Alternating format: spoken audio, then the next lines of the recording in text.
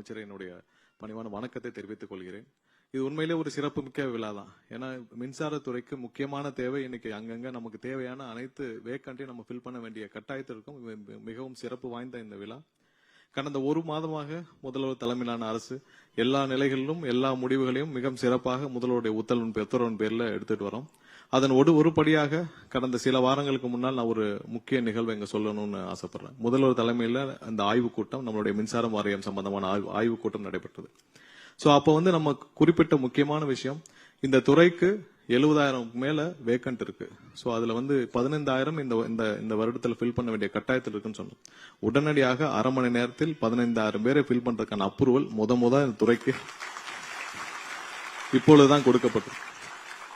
எவ்வளவுக்கு எவ்வளவு இந்த துறை மின்சாரத்துறை சீரழிக்க முடியுமோ அவ்வளவு அளவுக்கு கடந்த 25 வருஷத்துக்கு மேல சீரழிந்து கிடைக்கும் இந்த துறையை இப்ப தூக்கி நிமித்துறதுக்கான நேரம் வந்துவிட்டது. ஏன்னா இப்ப விட்டோம்னா இந்த துறை இதுக்கப்புறம் சீரமைக்கவே முடியாது.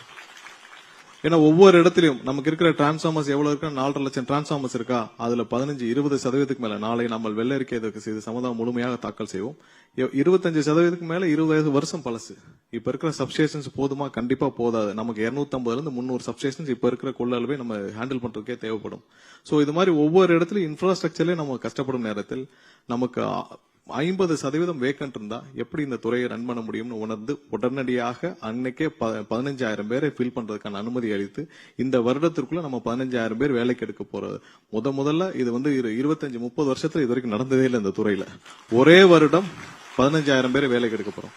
அது இல்லாமல் இந்த மாதிரி நிறைய நீங்க பெண்டிங்ல இருக்கிற இப்ப இந்த 383 பேரும் பிளஸ் அந்த 18 பேர் மொத்தம் 401 பேரும் ஒரே வாரத்தில் அரசு பொறுப்பேற்று 4 வாரத்தில் அனைத்து பணிகளையும் முடிக்கப்பட்டு ஒரே நாள்ல முதல்வர் சொன்னா நானே எல்லாருக்கும் தனித்தனியா கொடுக்கறேன்னு சொன்னேன். இல்ல நாங்க சொன்ன முதல்வர்கிட்ட இல்ல எல்லாருக்கும் லேட்டா இல்ல நான் எல்லாருக்கும் நானே தனித்தனியாக ஒவ்வொருவருக்கும் நான் கொடுக்கணும்னு ஆசைப்படுறேன். கொடுக்கணும்னு சொன்னார். இதுதான் புது மாதிரியான அரசு. இப்படிதான் இந்த அரசு இருக்கும். பெயரளவுக்கு எதையும் செய்ய மாட்டார் முதல்வர். சொன்னது எதுவோ அதை கண்டிப்பாக செய்வார். பெயரளவுக்கு செய்யறதெல்லாம் ஒண்ணும் கிடையாது. என்ன சொல்றாரோ அதை கண்டிப்பாக செய்வார். எல்லாரும் முக்கியமாக மக்களும், இங்க இருக்க நிர்வாகிகள், இங்க இருக்க ஊழியர்கள், மக்கள், பொதுமக்கள், அவ்வளவுதான். அவங்க தான் இங்க எஜமானர்கள். அவர்களுக்கு பயந்துதான் இந்த அரசு செய்யுமே தவிர வேற யாருக்கும் பயந்து இந்த அரசு எதையும் செய்யாது. மக்களுக்கு பயந்து மட்டும்தான் இந்த அரசு செயல்படும். வேற யாருக்கும் பயந்து இந்த அரசு செயல்படாது. இந்த சிறப்பான நிகழ்வுக்கு முதல்வர் வருகை புரிந்தது உங்கள் அனைவருக்கும் மிகப்பெரிய ஒரு வாய்ப்பு. இந்த வாய்ப்புக்காக நீங்க எங்க அப்பாயிண்ட் ஆர்டர் வாங்க அனைவருக்கும் என்னுடைய வாழ்த்துக்களையும் தெரிவித்துக் கொள்கிறேன். மீண்டும் எனக்கு இந்த வாய்ப்பை வழங்கிய தமிழக முதல்வர் அவர்களுக்கு நன்றியை தெரிவித்துக் கொண்டு, இன்னும் நிறைய இந்த துறையில் செய்ய வேண்டியது இருக்கு. நிறைய புதுப்பிக்க வேண்டிய கட்டாயம் இருக்கு. நிறைய இதுல மாற்றம் செய்ய வேண்டிய கட்டாயம் இருக்கு. விரைவாக அதற்கான முழு வீச்சில் வேலைகளை துவங்குவோம். உங்கள் அனைவரின் ஒத்துழைப்போடு நீங்க எல்லாம் சீக்கிரம் டிபார்ட்மெண்ட்ல ஜாயின் பண்ணணும். இன்னும் நிறைய பேர் உங்களோட இந்த வருஷத்துல 15,000 பேருக்கு மேல ஜாயின் பண்ணுவாங்க. இது போல இன்னும் நிறைய மாற்றங்கள் நிகழும். உங்கள் அனைவருடைய ஒத்துழைப்போடு புது மாதிரியாக மின்சார வாரியத்தை மாற்றி அமைப்போம். உங்கள் அனைவருக்கும் மீண்டும் என்னுடைய வாழ்த்துக்களையும் நன்றியும் சொல்லிக்கொண்டு விடைபெறுகிறேன். நன்றி, வணக்கம்.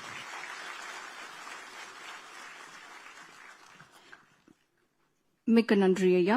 எரிசக்தி துறையின் செயல்பாடுகள் பற்றிய காணொளியை இப்போது பார்க்கலாம்.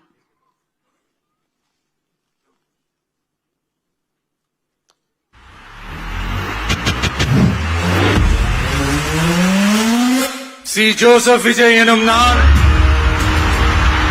ஆட்சி பொறுப்பேற்ற அந்த புனித தருணம், மக்களின் நிதிச் சுமையை குறைக்க, ஏழை எளியோரின் இல்லங்களில் ஒளியேற்ற மாண்புமிகு முதலமைச்சரின் முதல் வரலாற்று சிறப்பு மிக்க கையெழுத்து.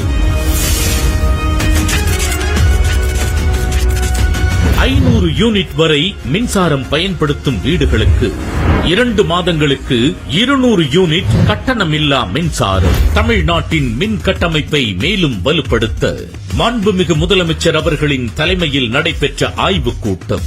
ரூபாய் 15,032 கோடி மதிப்பீட்டில் 231 புதிய துணை மின் நிலையங்கள் அமைக்க உத்தரவு.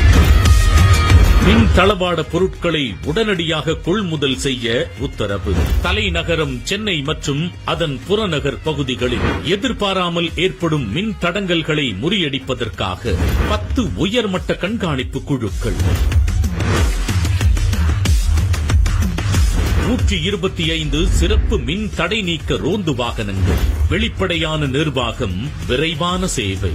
பசுமையாற்றல் வளர்ச்சியை மேலும் வலுப்படுத்திட 5 புதிய பிரத்யேக மண்டலங்கள் உருவாக்கம். ஒப்பந்தங்களில் அனைவருக்கும் சம வாய்ப்பு. 300 பொறியாளர்களுக்கு ஒரே நேரத்தில் பதவி உயர்வு. இது கனவா நனவா அப்படின்னு பார்க்க சட்டுன்னு நேற்று வரைக்கும் ஏடியா இருந்தோம், இன்னைக்கு திடீர்னு ஈயா இருக்கோம். நிஜமாவே ஒரே ஷாக்கா இருக்கு. கடந்த 3 வருஷமா படாத துயரங்கள்லாம் பட்டாச்சு. இதெல்லாம் செஞ்சு கொடுத்த இந்த அரசுக்கு கண்டிப்பா எங்களோட நன்றியை தெரிவிச்சு. மின்சாரத்துறையை தமிழகத்தின் பெருமை மிகு துறையாக மாற்றி மின்மிகை மாநிலமாய் தமிழகத்தை வழிநடத்தும் மாண்புமிகு முதலமைச்சர் அவர்கள் இன்றைய தினம் தமிழ்நாடு அரசு பணியாளர் தேர்வாணையம் மூலம் தேர்ந்தெடுக்கப்பட்ட 383 உதவி பொறியாளர்கள் மற்றும் 18 உதவி கணக்கு அலுவலர்களுக்கு தன் பொற்கரங்களால் பணி நியமன ஆணைகளை வழங்கி சிறப்பிக்க உள்ளமைக்கு நெஞ்சார்ந்த நன்றி. கான்பிடண்டா இருங்க, நல்லதே நடக்கும், வெற்றி நிச்சயம்.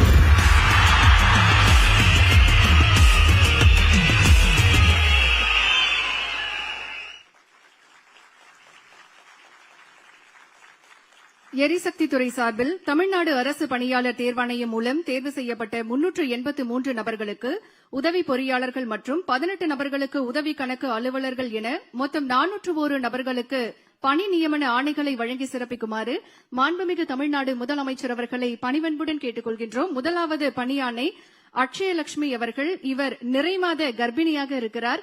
மாண்புமிகு தமிழ்நாடு முதலமைச்சர் அவர்கள் மேடையிலிருந்து கீழே இறங்கி சென்று அட்சயலட்சுமி அவர்கள் இருக்கக்கூடிய இடத்திற்கே பணி நியமன ஆணையை வழங்கி சிறப்பிக்க இருக்கின்றார்கள். இவருக்கு இன்னும் 3 நாட்களில் பிரசவ தேதி அறிவிக்கப்பட்டிருக்கிறது. இவருக்கு 28ஆம் தேதி பிரசவ தேதி அறிவிக்கப்பட்டிருக்கிறது. இன்றைக்கு நம்முடைய மாண்புமிகு தமிழ்நாடு முதலமைச்சர் அவர்களின் திருக்கரங்களால் பணி நியமன ஆணையை பெற வருகை தந்திருக்கிறார். நாளை இந்த உலகிற்கு வருகை தரும் புத்தம் புது உயிரின் பாதுகாப்பிற்கும் நம் தமிழ்நாடு அரசு துணை நிற்கும் என்பதற்கு எடுத்துக்காட்டாக நம் மாண்புமிகு தமிழ்நாடு முதலமைச்சர் அவர்கள் அட்சயலட்சுமி அவர்களின் கனவுகளை நனவாக்கும் விதமாக பணி நியமன ஆணையை வழங்கி சிறப்பிக்கிறார்கள்.